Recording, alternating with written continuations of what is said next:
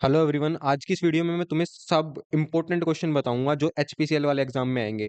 सिर्फ केमिकल के बताऊंगा, ठीक है? बाकी ब्रांचेस के लिए वीडियो नहीं है। तो जितने भी इंपॉर्टेंट क्वेश्चंस हैं जो प्रीवियस ईयर में आए थे और उस टाइप के ही क्वेश्चन इस साल भी आएंगे, तो वो सब के सब क्वेश्चन तुम्हें पता होने चाहिए, क्योंकि प्रीवियस ईयर क्वेश्चन करके जाते हो तो बहुत ज्यादा हेल्प हो जाती है, पता लग जाता है तुम्हें किस तरीके का पैटर्न आएगा। ठीक है, ये क्वेश्चन बहुत ज्यादा इंपॉर्टेंट है, तो तुम्हें पता होने चाहिए सारे के सारे क्वेश्चन। ठीक है, पहला क्वेश्चन देखो, फ्लूइड मैकेनिक्स से है।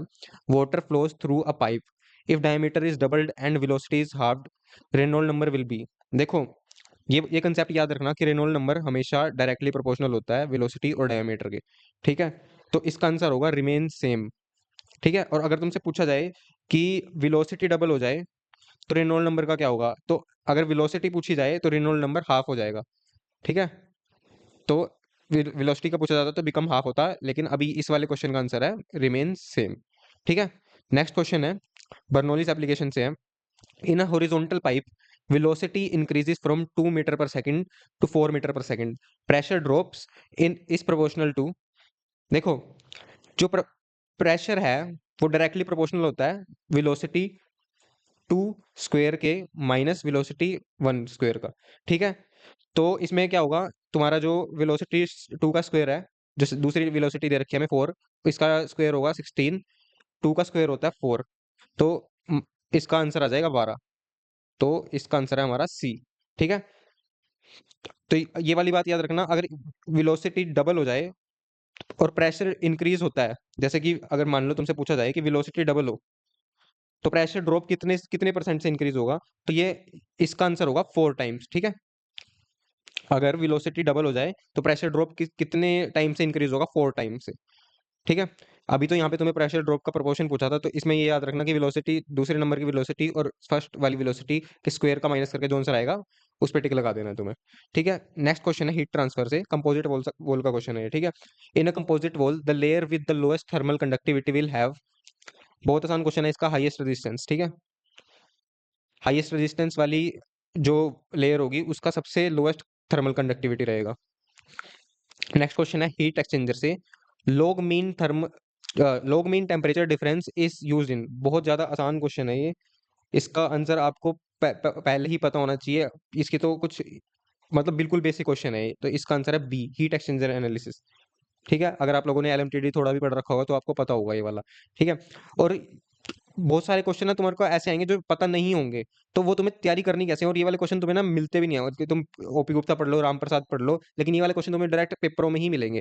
तो सारे के सारे क्वेश्चन पेपर्स के एनालिसिस करके एक ई बुक पीडीएफ है जो इस वाले एग्जाम में ना तुम्हारी बहुत ज्यादा मदद करेगी।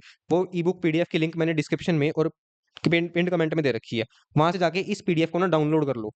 इसमें तुम्हारा सारा का सारा theory part plus previous year के एमसीक्यू क्वेश्चंस और जितने भी एचपीसीएल के क्वेश्चन पेपर है ना, वो सब मैंने इस ई बुक के साथ अटैच कर रखे हैं। ठीक है, एचपीसीएल के स्पेशल सारे के सारे इस ई बुक के साथ अटैच है, पिछले 6-7 साल के पेपर एचपीसीएल के वो तो अटैच है ही है, और जितनी भी तुम्हारी केमिकल डिप्लोमा की थ्योरी है ना, सारी की सारी इसमें कवर्ड है। 30 दिन रह गए एग्जाम के, अगर इस वाली इस पीडीएफ को रट के चले जाओगे तो आराम से एग्जाम क्लियर हो जाएगा। तुम्हें इतनी मेहनत भी नहीं करनी पड़ेगी। तुम अगर देखो, अब तुम एक एक कंसेप्ट को क्लियर करने बैठोगे तो नहीं हो पाएगा, ऑब्वियसली 30 दिन बचे हुए हैं, क्योंकि 30 दिन में किसी का भी पूरा डिप्लोमा के कंसेप्ट क्लियर नहीं होते हैं। 30 दिन में बस तुम्हें रटना है, इस वाली पीडीएफ को रट लेना, पॉइंटर्स बना रखे हैं हर एक डेफिनेशन के, वो पॉइंटर्स तुम्हें याद रहेंगे, तो तुम जब ऐसे क्वेश्चन देखोगे ना तो तुम्हें डायरेक्टली ऑप्शन देख के ही याद आ जाएगा, हाँ मैंने ये चीज पढ़ी हुई है। तो ई बुक पीडीएफ की लिंक मैंने डिस्क्रिप्शन में और पिंड कमेंट में दे रखी है, वहां से जाके पीडीएफ को डाउनलोड कर लो। बहुत ही नेसेसरी पीडीएफ है ये इस वाले एग्जाम के लिए। ठीक है, चलो अब मैं अगला पॉइंट बताता हूँ, अगला क्वेश्चन पढ़ता हूँ तुम्हारे सामने। For a polytropic process PV N is equal to constant when N is equal to one, the process is. इसका आंसर है आइसोथर्मल। ठीक है, क्योंकि N is equal to one, इसका कंसेप्ट है बॉयल्स लॉ का कंसेप्ट है। ठीक है, तो ये आइसोथर्मल आएगा इसका आंसर। ठीक है, नेक्स्ट क्वेश्चन है फेज रूल से, for a system with two components and three phases degrees of freedom are. इसका आंसर है one, degree of freedom one रहती है जब दो कंपोनेंट और तीन फेज होते हैं। ठीक है, अगला क्वेश्चन है मास ट्रांसफर से, इन gas absorption if gas side resistance is negligible rate depends upon. बहुत आसान क्वेश्चन, इसका भी आंसर है लिक्विड, लिक्विड फिल्म। ठीक है, क्योंकि जो कंट्रोलिंग रेसिस्टेंट होता है वो हमेशा डोमिनेट करता है, इसलिए इसका आंसर है liquid film. Next question distillation से, if relative volatility is equal to one separation is. इसका आंसर है इम्पॉसिबल। ठीक है? क्योंकि जब रिलेटिव वोलेटिलिटी 1 होती है, तो सेपरेशन होता ही नहीं है डिस्टिलेशन में, ठीक है? तो इसका आंसर रहेगा इम्पॉसिबल। और ये याद रखना, जितनी ज़्यादा रिलेटिव वोलेटिलिटी होएगी, उतना ही ज़्यादा ईज़ियर सेपरेशन होएगा, ठीक है? यहाँ पे तो जैसे डिफिकल्ट है, ईज़ी कब होगा? जितनी ज़्यादा रिलेटिव वोलेटिलिटी होगी, मान लो 5, 6 है, तो उसमें ईज़ियर सेपरेशन होगा।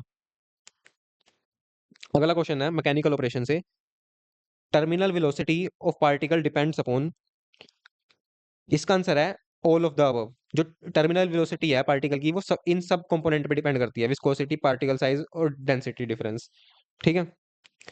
अगला क्वेश्चन है थर्मोडायनेमिक्स से, entropy change for a reversible process is, क्या है इसका आंसर? बहुत ज्यादा आसान है, ना ही इसका नेगेटिव हो सकता है, ना ही पॉजिटिव हो सकता है, ना ही जीरो हो सकता है, तो बच्चा क्या, डिपेंड्स, ठीक है? वो डिपेंड करता है, ठीक है? किस किस चीज पे डिपेंड करता है?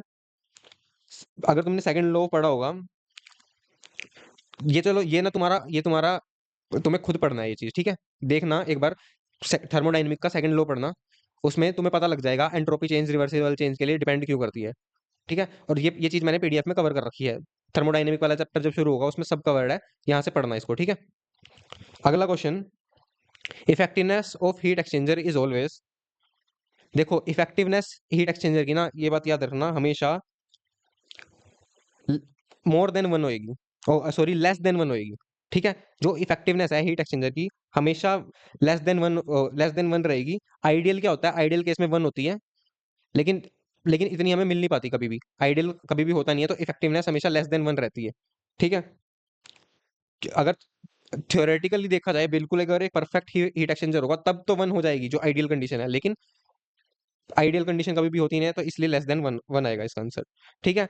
देखो ये सारे के सारे इंपॉर्टेंट क्वेश्चन थे, अभी मैं वीडियो को ज्यादा लंबा नहीं खींच रहा, मैं हो सकता तो 100-200 क्वेश्चन भी कवर करवा देता, लेकिन एक बारी में ना तुम्हें इतना ज्यादा नहीं पढ़ना होता। मैं हमेशा ही से तुम्हें ये कहता हूँ कि जब तुम पीडीएफ भी पढ़ोगे, एक बारी में 200 पेज पढ़ने की कोशिश मत करना, डेली के 5-5, 10-10 पेज पढ़ोगे, 10 पेजों में 20 दिन में कंप्लीट हो जानी है ये वाली ई बुक, ठीक है? बस तुम्हें ये ध्यान रखना है, बस तुम इसको सिलेबस को कंप्लीट करके जाना, एक भी सब्जेक्ट छोड़ना मत। फायर सेफ्टी से लेके हीट ट्रांसफर, मास ट्रांसफर, सब कुछ कवर्ड है इसमें, और एक एक इंपॉर्टेंट पॉइंटर बता रखे हैं। 7-8 पेज पढ़ो डेली के, दिमाग पे ज्यादा लोड भी नहीं लेना, क्योंकि तुम्हें नॉन टेक्निकल की भी तैयारी करनी है, टेक्निकल लेकिन सबसे मेन पार्ट है, क्योंकि टेक्निकल में 50% सिलेबस कंप्लीट करना होता है, तो टेक्निकल का यहाँ से इस ई बुक से आराम से कंप्लीट कर लेना। डिस्क्रिप्शन में और पिन कमेंट में लिंक दे रखी है, वहां से जाके डाउनलोड कर लो, अगर कोई डाउट रह गया तो कमेंट में पूछ लो, टेलीग्राम की लिंक भी डिस्क्रिप्शन में, वहां से जाके ज्वाइन कर लो।